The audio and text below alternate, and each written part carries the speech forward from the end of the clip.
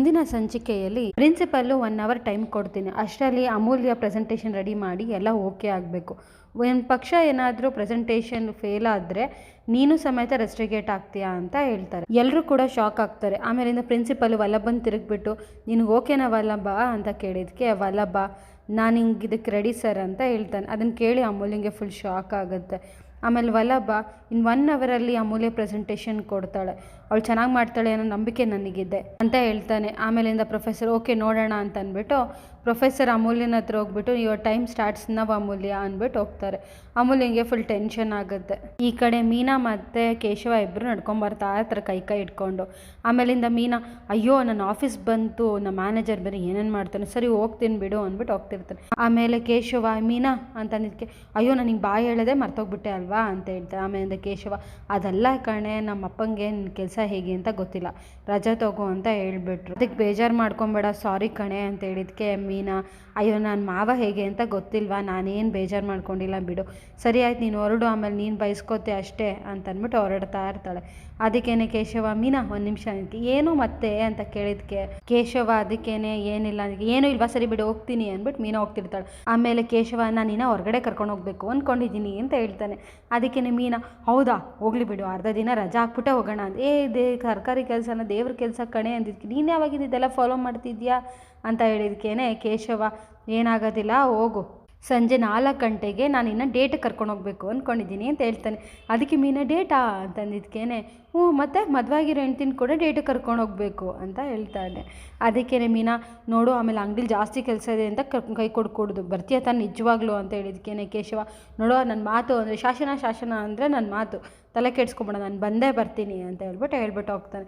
Meena full thank you ಕೊಡೋ ಅಂತ ಅಂದ್ಕೊಂಡು ತಪ್ಕೊಂಡು ಮುದ್ದಿಟ್ಬಿಟ್ಟು ಆಮೇಲಿಂದ ಅವಳು ಆಫೀಸ್ಗೆ ಹೋಗ್ತಾಳೆ. ಈ ಕಡೆ ಅಮೂಲ್ಯ ಫುಲ್ ಟೆನ್ಷನಲ್ಲಿ ಕೂತಿರ್ತಾಳೆ. ಅದನ್ನ ನೋಡಿಬಿಟ್ಟು ವಲ್ಲಭ ಏನೇ ಆಯಿತು ಕರಿಬೇಕು ಹಿಂಗೆ ಕೂತಿದ್ಯಾ, HOD ಕೊಟ್ಟಿರೋ 1 ಅವರ್ಲಿ ಆಗಲೇ 5 ನಿಮಿಷ ವೇಸ್ಟ್ ಮಾಡಿಬಿಟ್ಟಿದ್ಯಾ ಅಂತ ಹೇಳಿದ್ಕೆ ಅಮೂಲ್ಯ ಅಲ್ಲ ವಲ್ಲಭ ನೀನೇನೋ HOD ಹತ್ರ ಫೈಟ್ ಮಾಡಿ ನನಗೇನೋ ಟೈಮ್ ಕೊಡ್ಸಿದ್ಯಾ, ನಂಗೆ ನೀನು ತುಂಬ ಗ್ರೇಟ್ಫುಲ್ ಆಗಿರ್ತೀನಿ, ಆದರೆ ನಾನು ಹಿಂಗೆ ಹೇಗೆ ಹೇಳಲಿ, 1 ಅವರ್ಲಿ ಹೇಗೆ ಪ್ರೆಸೆಂಟೇಷನ್ ಮಾಡೋಕ್ಕಾಗುತ್ತೆ ಹೇಳು, ನಾನು ರಾತ್ರಿ ಎಲ್ಲ ಕೂತ್ಕೊಂಡು ಮಾಡಿರೋ ಪ್ರೆಸೆಂಟೇಷನ್ ಅದು, ಈಗ 1 ಅವರ್ಲಿ ಹೇಗೆ ಮಾಡೋಕ್ಕಾಗತ್ತೆ, ನನಗೆಲ್ಲ ಆಗಲ್ಲ ವಲ್ಲಭ ಅಂತ ಹೇಳ್ತಾಳೆ. ಅದಕ್ಕೇನೆ ವಲ್ಲಭ ಕೂತ್ಕೋ ಅಂದ್ಬಿಟ್ಟು ಕೂರಿಸ್ಬಿಟ್ಟು ಅಮೂಲ್ಯನ ಹತ್ರ ಹೇಳ್ತಾನೆ ಕಣ್ಮುಚ್ಚು, ಕಾಮಾಗಿ ಒಂದು ಬ್ರೀತ್ ತಗೋ, ಈಗ ಕಣ್ಬಿಡು, ನೋಡು ಇಡೀ ಕಾಲೇಜಲ್ಲಿ ನಿನ್ನಷ್ಟು ಡೆಡಿಕೇಟೆಡ್ ಆಗಿ ಓದ್ಕೊಳ್ಳೋರು ಯಾರಿಲ್ಲ, ನಿನ್ನಷ್ಟು ಗ್ರಾಸ್ಪಿಂಗ್ ಪವರು ಟ್ಯಾಲೆಂಟ್ ಯಾರಿಗೂ ಇಲ್ಲ. ಕ್ಲಾಸಲ್ಲಿ ಲೆಕ್ಚರರ್ಸ್ ಏನೇ ಕ್ವಶನ್ ಕೇಳಿದ್ರು ನೀನು ಉತ್ತರ ಕೊಡ್ತೀಯ, ಮತ್ತು ಯಾರಿಗೇನೇ ಅರ್ಥ ಆಗಿಲ್ಲ ಅಂತಂದ್ರು ನೀನು ಅವ್ರಿಗೆ ಹೇಳ್ಕೊಡ್ತೀಯ, ಅಂಥದ್ರಲ್ಲಿ ನಿನಗೆ ಗೊತ್ತಾಗೋದಿಲ್ವಾ, ಅದು ಅಲ್ಲದೆ ಅದು ನಿನ್ನ ಫೇವ್ರೆಟ್ ಸಬ್ಜೆಕ್ಟು, ಅದಕ್ಕೆ ತಾನೇ ನೀನು ಇಷ್ಟಪಟ್ಟು ತೊಗೊಂಡಿದ್ದು, ಅದ್ರ ಬಗ್ಗೆ ಮಾತಾಡೋಕ್ಕೆ ನೀನು ಯಾಕೆ ಹೆದರ್ಕೊಬೇಕು, ಒಂದು ಸಲ ಅಚೀವ್ಮೆಂಟ್ ಮಾಡಿರೋರ್ನ ಹೆಸರು ನೆನ್ಪಿಟ್ಕೊ, ಅಬ್ದುಲ್ ಕಲಾಮು ಅವ್ರ ಹತ್ರ ದುಡ್ಡಿರಲಿಲ್ಲ, ಯಾರ ಸಪೋರ್ಟು ಇರಲಿಲ್ಲ, ಇದ್ದಿದ್ದು ಒಂದೇ ಕನಸು, ನಾನು ಓದಬೇಕು, ನನ್ನ ಗುರಿ ಮುಟ್ಟಬೇಕು ಅನ್ನೋ ಕನಸು, ಆ ಕನಸನ್ನ ನೆನೆಸು ಮಾಡ್ಕೊಳ್ಳೋಕೆ ಅವ್ರು ತುಂಬ ಕಷ್ಟಪಟ್ಟಿದ್ದಾರೆ, ಬೀದಿಲಿ ಪೇಪರ್ ಹಂಚಿದ್ದಾರೆ, ಕೈಗೆ ಸಿಕ್ಕಿದ ಕೆಲಸ ಮಾಡಿದ್ದಾರೆ, ಆದರೆ ಅವತ್ತು ಇದಾಗೋದೇ ಇಲ್ಲ ನನ್ನ ಕೈಲಿ ಯಾವ ಕೆಲಸನೂ ಅಂತ ಹೇಳಿಲ್ಲ, ಅದಕ್ಕೆ ಹೇಳಿದ್ದು ಅವ್ರು ಅಚೀವ್ಮೆಂಟ್ ಮಾಡೋಕ್ಕಾಗಿದ್ದು. ಈಗ ಅವ್ರು ಅಕಸ್ಮಾತ್ ಏನಾದರೂ ಅಚೀವ್ಮೆಂಟ್ ಮಾಡಿರಲಿಲ್ಲ ಅಂದರೆ ಅಬ್ದುಲ್ ಕಲಾಂ ಯಾರು ಅಂತಲೇ ಗೊತ್ತಾಗಲಿಲ್ಲ ನಮಗೆ ಅಂತ ಹೇಳ್ತಾನೆ. ಅವ್ನ ಫ್ರೆಂಡ್ಸು ಅಲ್ಲ ಈ ವಲ್ಲಭ ಯಾವಾಗ ಇಷ್ಟೊಂದೆಲ್ಲ ಫಿಲಾಸಫಿ ಆಗಿಬಿಟ್ಟಿದ್ದಾನೆ, ಅದು ಈಗ ಕರಿಬೇಕುಗೋಸ್ಕರ ಅಂತ ಹೇಳ್ತಿರ್ತಾರೆ. ವಲ್ಲಭ ನೋಡು ಅವ್ರ ಬೆನ್ನಿಂದಗಡೆ ಯಾರೂ ಇರಲಿಲ್ಲ, ಆದರೆ ನಿನ್ನ ಬೆನ್ನಿಂದಗಡೆ ನಾನಿದು ಸಪೋರ್ಟ್ ಮಾಡ್ತೀನಿ ಅಂತ ಹೇಳ್ತಾನೆ. ಅದನ್ನು ಕೇಳಿ ಅಮೂಲ್ಯಂಗೆ ಫುಲ್ ಖುಷಿ ಆಗುತ್ತೆ. ಅದಕ್ಕೆ ಸೆಮಿನಾರು ನೋಡು 1 ಅವರ್ಲಿ ಸೆಮಿನಾರ್ ರೆಡಿ ಮಾಡೋಕ್ಕಾಗಲ್ಲ ಅಂತ ಏನೇನೋ ಹೇಳ್ತಿದ್ದಲ್ಲ, ಅದು ಹಾಗೇ ಆಗುತ್ತೆ, ನಿನ್ನ ಕೈಲಿ ಹಾಗೇ ಆಗುತ್ತೆ, ಅದಕ್ಕೆ ನೀನು ಮನ್ಸು ಮಾಡಬೇಕಷ್ಟೇ ಅಂತ ಹೇಳ್ತಾನೆ. ಅದನ್ನು ಕೇಳಿಸ್ಕೊಂಡು ಅಮೂಲ್ಯಂಗೆ ಫುಲ್ ಖುಷಿ ಆಗುತ್ತೆ. ಆಮೇಲಿಂದ ವಲ್ಲಭ ಹೇಳ್ತಾನೆ ನೋಡು ನಮ್ಮಮ್ಮ ಹೇಳ್ತಾಯಿದ್ರು ನಾವು 10 ಸಲ ಓದೋದಲ್ಲ, ಒಂದು ಇಂಪಾರ್ಟೆಂಟ್ ಪಾಯಿಂಟ್ಸ್ ಏನೇನು ಬರೆದಿರ್ತೀವಿ ಅದಷ್ಟೇ ನೆನಪಾಗುತ್ತೆ, ನೀನು ಅದನ್ನು ಆರಾಮಾಗಿ ನೆನ್ಪು ಮಾಡ್ಕೋಬೇಕಲ್ಲ, ಕಣ್ಮುಚ್ಚು ನೆನ್ಪು ಮಾಡ್ಕೋ ಅಂತ ಹೇಳ್ತಾನೆ. ಆಮೇಲಿಂದ ಅಮೂಲ್ಯ ಕಣ್ಣು ಮುಚ್ಕೊಂಡು ನೆನ್ಪು ಮಾಡ್ಕೋತಾ ಇರ್ತಾಳೆ. ಆಮೇಲಿಂದ ಕಣ್ಣು ಬಿಟ್ಬಿಟ್ಟು ಎಸ್ ವಲ್ಲಭ ನನಗೆ ರೆಡಿ ಮಾಡ್ತೀನಿ, ನಾನು ಪ್ರೆಸೆಂಟೇಷನ್ ಕೊಡ್ತೀನಿ ಅಂತ ಹೇಳ್ತಾನೆ. ಅದನ್ನು ಕೇಳಿ ವಲ್ಲಭ ಫುಲ್ ಖುಷಿ ಆಗುತ್ತೆ. ದ್ಯಾಟ್ಸ್ ದ ಸ್ಪ್ರಿಟ್ ಅಂತ ಹೇಳ್ತಾನೆ. ಆಮೇಲೆ ಎಲ್ಲರೂ ಕೂಡ ಕ್ಲಾಪ್ಸ್ ಹೊಡಿತಾರೆ. ಆಮೇಲಿಂದ ಲ್ಯಾಪ್ಟಾಪ್ ತಂದು ಅಮೂಲ್ಯನ ಕೈಲಿ ಕೊಡ್ತಾರೆ. ಲ್ಯಾಪ್ಟಾಪಲ್ಲಿ ಕೂತ್ಕೊಂಡು ಅಮೂಲ್ಯ ಪ್ರೆಸೆಂಟೇಷನ್ ರೆಡಿ ಮಾಡ್ತಾಳೆ. ಈ ಕಡೆ ಮನೆಗೆ ಬಂದು ನಂದ ಗಿರಿಜಾ ಅಂತ ಗೌರವ ಕಿರಿಸಿರ್ತಾನೆ. ಅದಕ್ಕೆ ಗಿರಿಜಾ ಏನಾಯಿತು ಅಂತ ಕೇಳಿದ್ಕೇನೆ, ಅಲ್ಲ ನಿನ್ನ ಮಗ ಇದನ್ನಲ್ಲ, ನಾನು ಬರೀ ತಲೆ ತೆಗ್ಸೋ ಕೆಲಸನೇ ಮಾಡ್ತಾನೆ ಅಂತ ಹೇಳ್ತಾರೆ. ಅದಕ್ಕೇ ಗಿರಿಜಾ ಏನಾಯ್ತು ರೀ ಅಂತ ಕೇಳಿದ್ಕೆ, ನಿನ್ನ ಸೊಸೆ ಇದ್ದಾಳಲ್ಲ ಚಿಕ್ಕ ಸೊಸೆ, ಅವಳೇನೋ ಪ್ರಾಜೆಕ್ಟ್ ಮಾಡೋಕ್ಕಾಗಲ್ಲ ಅಂದ್ಬಿಟ್ಟು ಡಿಬಾರ್ ಮಾಡಿದ್ರೆ, ಇವ್ರು ನೋಡಿದ್ರೆ ಸ್ಟ್ರೈಕ್ ಮಾಡ್ತಿದ್ದಾನೆ. ಇದೆಲ್ಲ ಯಾಕೆ ಬೇಕು ಗಿರಿಜಾ? ಇವೆಲ್ಲ ಕಾಲೇಜಿಂದ ನನಗೆ ಫೋನ್ ಬಂದಿತ್ತು, ನನಗೆ ಎಷ್ಟು ಅವಮಾನ ಆಯಿತು ಗೊತ್ತಾ, HOD ನನಗೆ ಬಾಯಿಗೆ ಬಂದಂಗೆ ಮಾತಾಡ್ದ ಅಂತ ಹೇಳ್ತಾನೆ. ಅದಕ್ಕೆ ಗಿರಿಜಾ, ರೀ ನೋಡಿ ನೀವು ಟೆನ್ಷನ್ ಮಾಡ್ಕೊಬೇಡಿ ಅಂತ ಹೇಳ್ತಾಳೆ. ಅದಕ್ಕೇನೆ ನಂದ, ಟೆನ್ಷನ್ ಮಾಡ್ಕೊಬೇಡಿ ಅಂತಂದರೆ ಅವ್ನು ಮಾಡಿರೋ ಕೆಲಸಕ್ಕೆ ಇನ್ನೇನು ಮಾಡಲಿ, ನಾನು ಊರವ್ರ ಮುಂದೆ ಬರೀ ತಲೆ ತೆಗ್ಸೋದೇ ಆಯಿತು ನನಗೆ ಅಂತ ಹೇಳ್ತಾನೆ. ಅದಕ್ಕೇನೆ ಪ್ರಿಯಾ ಮನಸ್ಸಲ್ಲಿ, ಮಾವಂಗೆ ವಲ್ಲಭ ಅಂದರೆ ಅಷ್ಟಕ್ಕಷ್ಟೇ, ಅಮೂಲ್ಯನ ಜೊತೆ ಕೂಡ ಮಾತಾಡೋದಿಲ್ಲ, ಏನಕ್ಕೆ ಮಾತಾಡೋದಿಲ್ಲ ಅಂತ ಯೋಚನೆ ಮಾಡ್ತಾ ಇರ್ತಾಳೆ. ಈ ಕಡೆ ನೋಡಿದ್ರೆ ಪರಮೇಶ್ವರು ಯಾರಿಗೋ ಪ್ಲೀಸ್ ಅಣ್ಣ ಅಂತ ಹೇಳ್ತಿರ್ತಾನೆ. ಆಮೇಲೆ ನೋಡಿದ್ರೆ ಅಷ್ಟರಲ್ಲಿ ಅವ್ನ ಹೆಂಡತಿ ಬಂದು, ಯಾರ ಜೊತೆ ರೀ ಮಾತಾಡ್ತಿದ್ರಿ ಅಂತ ಹೇಳಿದಕ್ಕೆ, ಏನೋ 1 ಲಕ್ಷ ರೂಪಾಯಿ ದುಡ್ಡು ಕೇಳಿದೆ, ಅವ್ರು ನೋಡಿದ್ರೆ ಕೊಡ್ತಾನೆ ಇಲ್ಲ, ಕೊಡೋಕ್ಕಾಗೋದೇ ಇಲ್ಲ ಅಂತ ಹೇಳಿದ್ದಾರೆ ಅಂತ ಹೇಳಿದಕ್ಕೆ, ಅವ್ನ ಹೆಂಡತಿ ಏನಕ್ಕೆ ರೀ ಅಂತ ಕೇಳಿದಕ್ಕೆ, ಇನ್ನು ಕೊಡೋಕೆ 5 ದಿನ ಆಯ್ತು ಅಷ್ಟೇ, ಅದನ್ನು ಏನು ಮಾಡೋದು ಅಂತ ಕೇಳಿದ್ಕೇನೆ ಅವ್ನ ಹೆಂಡತಿ ವೀಣಾ, ನೀವು ತಲೆ ಕೆಡ್ಸ್ಕೊಬೇಡಿ, ನನಗೆ ಅರೇಂಜ್ ಮಾಡಿದ್ದೀನಿ, ನಾನು ಪ್ರಿಯಂಗೆ ಬೇರೆ ಹೇಳಿಟ್ಟಿದ್ದೀನಿ ಅಳಿಯಂದ್ರ ಹತ್ರ ಈಸ್ಕೊ ಅಂದ್ಬಿಟ್ಟು ಅಂತ ಹೇಳ್ತಾನೆ. ಅದಕ್ಕೇ ಅವ್ನ ಗಂಡ, ಅಯ್ಯೋ ಪ್ರಿಯ ಒಪ್ಕೊಂಡ್ಲಾ ಅಂತ ಹೇಳಿದ್ಕೇನೆ, ಅಯ್ಯೋ ಇದೆಯಲ್ಲ ನನ್ನ ಕಣ್ಣೀರಿನ ಎಪಿಸೋಡ್ ಅದು ಹಾಕ್ಬಿಟ್ಟು ಒಪ್ಸಿದ್ದೀನಿ, ಆದರೆ ಜಯರಾಮಣ್ಣ ಇವತ್ತು ನೋಡಿದ್ರೆ ಬಂದ್ಬಿಟ್ಟಿದ್ದಾರಲ್ಲ, ಈಗ ನೋಡಿದ್ರೆ ಆ ಮೀನಾ ಅನುಮಾನದ ಪಿಶಾಚಿ, ಅವಳ ಮುಂದೆನೇ ತಗ್ಲಾಕೊಂಡಿದ್ದೀವಿ. ಮೊದಲೇ ಅವಳೆಲ್ಲದಕ್ಕೂ ಆಂಟಿ ನಂಗೊಂದು ಡೌಟು ಅಂತಿರ್ತಾಳೆ. ಇನ್ನು ನಮ್ಮ ಪ್ರಿಯನಿಂದ ಹೋಗ್ಬಿಟ್ಟು ನಂಗೆ ಡೌಟು ಅಂದರೆ ಅವಳಿಗೆ ಮೊದಲೇ ಏನೂ ಗೊತ್ತಾಗೋದಿಲ್ಲ ನಮ್ಮ ಪ್ರಿಯಂಗೆ ಅಂತ ಹೇಳ್ತಾಳೆ. ಅದಕ್ಕೇ ಅವಳ ಗಂಡ, ಅಯ್ಯೋ ಹಾಗಾದರೆ ಒಂದು ಸ್ವಲ್ಪ ದಿನ ಏನೋ ಶಾಸ್ತ್ರ ಅಂದ್ಬಿಟ್ಟು ನನ್ನ ಮಗಳನ್ನ ಕರ್ಸ್ಕೊಂಬಿಡೋಣವ ನಾವು ಅಂತ ಹೇಳ್ತಾರೆ. ಅದಕ್ಕೇ ವೀಣಾ, ಅಯ್ಯೋ ಅಷ್ಟೆಲ್ಲ ತಲೆ ಕೆಡ್ಸ್ಕೊಂಬಿಡಿ, ಹಡಗು ಏನಿದ್ದು ದಡದಲ್ಲಿದ್ರೇ ಕ್ಷೇಮ, ಆದರೆ ಒಂದು ದಡದಿಂದ ಇನ್ನೊಂದು ದಡಕ್ಕೆ ಸಮುದ್ರಕ್ಕೆ ಒಳಗಡೆ ಬರಲೇಬೇಕಲ್ವ ಹೋಗೋಕ್ಕದು, ಹಂಗಾಗಿ ಏನೇ ಸಂದರ್ಭ ಬಂದ್ರೂ ಹೆದರ್ಕೊಳ್ಳೋಂಗಿರಬಾರ್ದು, ಆ ಸಮುದ್ರದೊಳಗಡೆ ಅವಳು ಈಜಲೇಬೇಕು. ಪ್ರಿಯಾ ಅಲ್ಲೇ ಇದ್ದು ಸಮಸ್ಯೆಗಳನ್ನ ಎದುರಿಸ್ಲಿ, ನಾನಿಲ್ವ ಇಲ್ಲಿ ಮಾಸ್ಟರ್ ಮೈಂಡು, ಯುದ್ಧಕ್ಕೆ ಅಂತ ನಿಂತಾಗ ಎಷ್ಟು ತಲೆಗಳು ಅಂತ ಎಣಿಸೋದಿಲ್ಲ ಈ ವೀಣಾ, ಅಂಥದ್ದಲ್ಲಿ ಅವಳಿಗೆ ತಲೆ ಕೆಡ್ಸ್ಕೊತೀನ ಬಿಡಿ ಅಂತ ಅಂದ್ಬಿಟ್ಟು ಪರಮೇಶ್ವರ್ಗೆ ಹೊಡೆದ್ಬಿಟ್ಟು ಹೋಗ್ತಾಳೆ.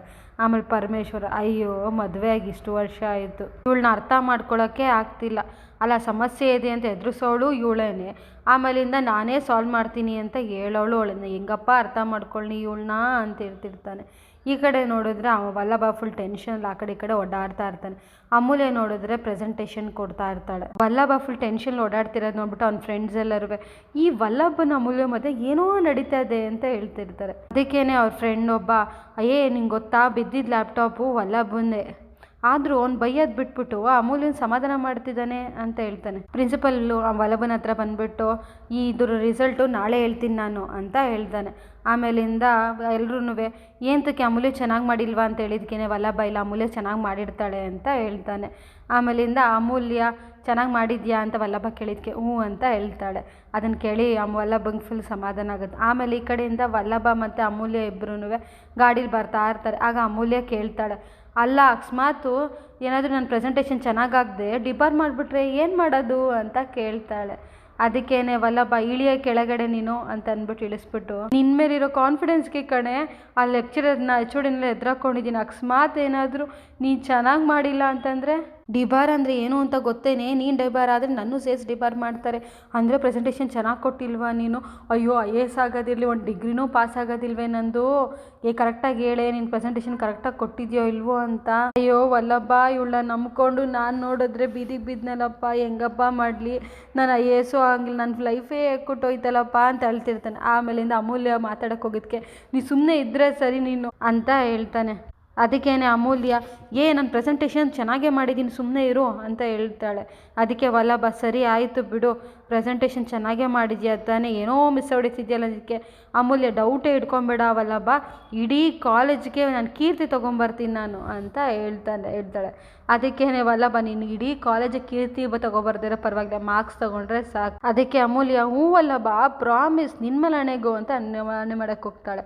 ಅದಕ್ಕೇನೆ ಅಮೂಲ್ಯ, ಅಯ್ಯೋ ನನ್ನನ್ನು ಹೊಗೆ ಹಾಕ್ಸ್ಬಿಡ್ತೀಯ ನೀನು, ಸರಿ ಆಯಿತು ಸುಮ್ಮನೆ ಇರು, ಹತ್ತಕ್ಕೆ ಗಾಡಿನ ಅಂದ್ಬಿಟ್ಟು ಕೂರಿಸ್ಕೋತಾನೆ. ಆಮೇಲಿಂದ ಅಮೂಲ್ಯಂಗೆ ಹೆಲ್ಮೆಟ್ ಹಾಕೋ, ಆಮೇಲೆ ಪೊಲೀಸರು ಬೇರೆ ಇದ್ದಾರೆ ಹಿಡಿತಾರೆ ಅಷ್ಟೇ ಅಂತ ಹೇಳ್ತಾರೆ. ಇಲ್ಲಿ ನೋಡಿದ್ರೆ ಗಿರಿಜಾ ಫುಲ್ ಟೆನ್ಷನಲ್ಲಿ ಮನೇಲಿ ಓಡಾಡ್ತಿರ್ತಾಳೆ. ಅವ್ರ ಮನೆಗೆ ಬಂದ ತಕ್ಷಣವೇ ಗಿರಿಜಾ, ಏನಾಯಿತು ವಲ್ಲಭ ನಿನಗೆ ಅಂತ ಕೇಳ್ತಾಳೆ. ಅದಕ್ಕೇನೆ ವಲ್ಲಭ, ಅಮ್ಮ ಅನ್ನೋಷ್ಟರಲ್ಲಿ ಅಂದ ಬಂದುಬಿಟ್ಟು, ಗಿರಿಜಾ ನೋಡು ಮಾಡೋದೆಲ್ಲ ಮಾಡಿಬಿಟ್ಟು ಏನಾಯಿತು ಅಂತ ಕೇಳ್ತಾನೆ ನೋಡು. ಇವ್ರು HOD ಏನಂತ ಹೇಳಿದ್ರು ಗೊತ್ತಾ ನನಗೆ, ಒಬ್ಬ ಮಗ ನನ್ನ ಮರ್ಯಾದೆ ಉಳಿಸ್ರಿ, ಇನ್ನೊಬ್ಬ ಮಗ ನನ್ನ ಮರ್ಯಾದೆ ತೆಗಿದಾಕೆ ಅಂತಾನೆ ಇದ್ದಾನೆ. ಇಷ್ಟಕ್ಕೂ ಇವನು ಕಾಲೇಜ್ಗೆ ಹೋಗೋದು ಯಾಕೆ, ಸ್ಟ್ರೈಟು ಗಲಾಟೆ ಎಲ್ಲ ಬೇಕಾ ಇವನಿಗೆ? ಚೆನ್ನಾಗಿ ಹೋಗ್ಲಿ ಅಂತ ಕಾಲೇಜಿಗೆ ಕಳಿಸಿದ್ರೆ ಇಂಥ ಅವಾಂತರಗಳು ಬೇರೆ ಮಾಡ್ಕೊಂಬರ್ತಾನೆ ಇವನು. ಕಲೆಕ್ಟ್ರ್ ಆಗಲಿ ಅಂತ ಆಸೆ ಪಟ್ಟೆ, ಅದೂ ತಣ್ಣೀರಿಸ್ದ ಇವನು. ಹೋಗ್ಲಿ ಪಾಸ್ ಆಗಲಿ ಅಂತ ಅಂದ್ಕೊಂಡ್ರೆ ಇವನು ಏನು ರೋಗ ಇವನಿಗೆ ಅಂತ ಹೇಳ್ತಾನೆ. ಅದಕ್ಕೇನೆ ವಲ್ಲಭ, ನಾನು ಯಾಕಪ್ಪ ಸುಮ್ಮನೆ ಸ್ಟ್ರೈಕ್ ಮಾಡಲಿ ಅಂತ, ಆ ಒಂದು ಕಾರಣ ಇದೆ ಅಪ್ಪ. ಅದಕ್ಕೆ ನಂದ ಸರಿ ಆಯಿತು ಹೇಳು ಕೇಳಿಸ್ಕೊತೀನಿ ಅಂತ ಹೇಳ್ತಾನೆ. ಆಮೇಲಿಂದ ವಲ್ಲಭ, ಅಪ್ಪ ಅಮೂಲ್ಯ ಪ್ರೆಸೆಂಟೇಷನ್ ರೆಡಿ ಆದ ಕೈ ಜಾರಿ ಲ್ಯಾಪ್ಟಾಪ್ ಬಿದ್ದು ಕ್ರ್ಯಾಶ್ ಆಗೋಯ್ತು, ಅದಕ್ಕೆ HOD ನೀನು ಪ್ರೆಸೆಂಟೇಷನ್ಗೆ ರೆಡಿ ಆಗಿಲ್ಲ, ಅದಕ್ಕೇ ಹಿಂಗೆಲ್ಲ ಮಾಡ್ತಿದ್ಯಾ ಅಂತೆಲ್ಲ ಅಂದರು. ಈಗ ಪ್ರೆಸೆಂಟೇಷನ್ ಕೊಟ್ಟಿಲ್ಲ ಅಂತಂದರೆ ಅವಳ ಲೈಫೇ ಹಾಳಾಗೋಗುತ್ತೆ ಅಪ್ಪ, ಅದಕ್ಕೇ ನಾನು ಹಂಗೆ ಮಾಡಿದೆ ಅಂತ ಹೇಳ್ತಾನೆ. ಅದಕ್ಕೇ ನಂದ, ನೀನು ಹೋಗ್ಬಿಟ್ಟು ಅಮೂಲ್ಯನ ಬಗ್ಗೆ ಕೇಳ್ಕೊಬೇಕಿತ್ತು, ಆದರೆ ಹಿಂಗೆಲ್ಲ ಸ್ಟ್ರೈಕ್ ಮಾಡ್ಕೊಂಬಾರ್ದಿತ್ತು ನೀನು. ಅಲ್ಲ ಇದರಿಂದಾಗಿ ಕಾಲೇಜಲ್ಲಿ ನಿನ್ನ ಮರ್ಯಾದೆ ಹಾಳು, ನಂದು ಮರ್ಯಾದೆ ಹಾಳು ಅಂತ ಹೇಳ್ತಾನೆ. ಅದಕ್ಕೇ ವಲ್ಲಭ, ನಾನು ತುಂಬ ಕೇಳ್ಕೊಂಡೆ ಅಪ್ಪ, ಒಬ್ರು ಒಪ್ಕೊಳ್ಳಿಲ್ಲ ಅಂತ ಹೇಳ್ತಾನೆ. ಅದಕ್ಕೇ ನಂದ, ಸುಳ್ಳು ಹೇಳೋ ಜಾಯಮಾನ ನಿಂದು ಅಂತ ಬೈತಾನೆ. ಅದನ್ನು ಕೇಳಿಸ್ಕೊಂಡು ವಲ್ಲಭಂಗೆ ಫುಲ್ ಬೇಜಾರಾಗುತ್ತೆ. ಆಮೇಲಿಂದ ನಂದ, ಅಲ್ಲ ಇವು HOD ಕಾಲ್ ಮಾಡಿಬಿಟ್ಟು ನನಗೆ ಬೈಬೇಕಾದ್ರೆ ನನಗೂ ಇದಕ್ಕೂ ಸಂಬಂಧ ಇಲ್ಲ ಅಂತ ಹೇಳಬೇಕು ಅಂದ್ಕೊಂಡೆ, ಆದರೆ ನಮ್ಮನೇಲಿ ನಡೆಯೋದೆಲ್ಲ 4 ಜನಕ್ಕೆ ಗೊತ್ತಾಗೋದು ಬೇಡ ಅಂತ ಸುಮ್ಮನೆ ಅದೇ ಅಷ್ಟೇ. ಇನ್ನೆಂಥ ವಿಚಾರದಲ್ಲೆಲ್ಲ ಇನ್ನೊಂದ್ಸಲಿ ಹಿಂಗೆ ಮಾಡಬೇಡ ಅಂತ ಹೇಳು, ನಂಗೆ ಫೋನು ಬರಬೇಡ್ದು ಅಂತ ಹೇಳು ಅಂತ ಹೇಳ್ತಾನೆ.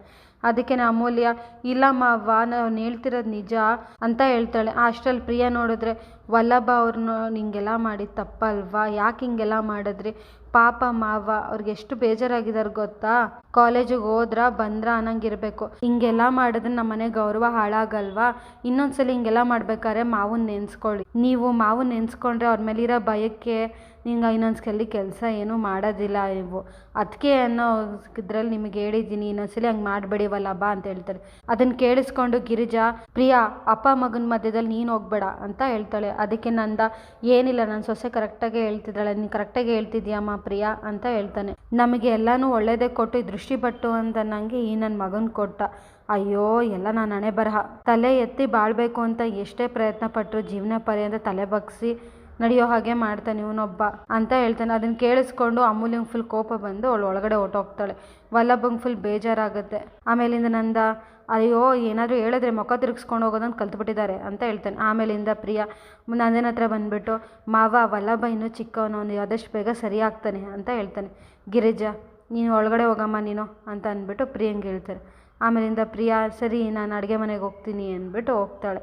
ಗಿರಿಜಾ ನಂದಂಗೆ ಸಮಾಧಾನ ಮಾಡೋಕ್ಕೆ ಅಂತ ಹೋಗ್ತಾಳೆ. ಮುಂದಿನ ಸಂಚಿಕೆಯಲ್ಲಿ ಕೇಶವ, ಸುಂದರಮ್ಮವ ನೀನು ಡೆಲಿವರಿ ಕೊಟ್ಕೋತೀಯಾ, ನಾನು ಇವತ್ತು ಹೋಗ್ತೀನಿ ಅಂತ ಹೇಳಿದ್ಕೇನೆ, ಹನುಮಂತಣ್ಣ ಎಲ್ಲಿಗೆ ಹೋಗ್ತಿದ್ಯಾ ಅಂತ ಹೇಳಿದ್ಕೇನೆ, ನಾನು ಎಲ್ಲೋ ಹೋಗ್ತಿದ್ದೀನಿ ಅಂತ ಹೇಳ್ತಾ ಇರ್ತಾನೆ. ಅಷ್ಟರಲ್ಲಿ ನೋಡಿದ್ರೆ ನಂದ ಬಂದು ಡೆಲಿವರಿ ಕೊಟ್ಟಾಯ್ತಾ ಅಂತ ಕೇಳ್ತಾನೆ. ಇನ್ನು 2 ಡೆಲಿವರಿ ಪೆಂಡಿಂಗ್ ಇದೆ ಅಪ್ಪ, ನಾಳೆ ಕೊಡ್ತೀನಿ ಅಂತ ಹೇಳ್ತಾನೆ. ಅದಕ್ಕೆ ನಂದ, ಈಗೇನು ಎಲ್ಲರೂ ನನ್ನ ಫೋನ್ ಮಾಡಿ ಕೇಳ್ತಾ ಇದ್ದಾರೆ, ಅದೆಲ್ಲ ಆಗೋದಿಲ್ಲ, ಡೆಲಿವರಿ ಇವತ್ತೇ ಕೊಟ್ಬಿಟ್ಟು ಬಾ ಅಂತ ಹೇಳ್ತಾನೆ. ಈ ಕಡೆ ನೋಡಿದ್ರೆ ಮೀನಾ ಕಾಯ್ಕೊಂಡು ಕೇಶವಂಗೋಸ್ಕರ ನಿಂತ್ಕೊಂಡಿರ್ತಾಳೆ. ಇಲ್ಲಿಗೆ ಸಂಚಿಕೆ ಮುಕ್ತಾಯ ಆಗುತ್ತೆ.